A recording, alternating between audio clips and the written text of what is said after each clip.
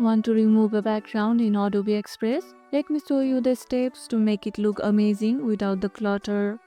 First, open the project in Adobe Express. Now, tap on the background and look for the Remove Background option in the toolbar. Tap it and watch the magic happen as Adobe Express automatically removes the background for you. Can't find the Remove Background option? No worries, I'll show you another method to remove the background.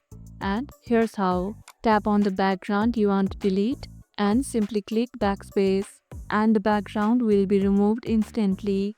Make sure your background has a clean subject for the best results. Complex backgrounds might need a little extra work. Have you tried removing backgrounds before? What's your go-to method? Share your thoughts in the comments. If this tutorial helped, hit the like button, share it, subscribe, and leave a comment. Thanks for watching, and I'll see you in the next one.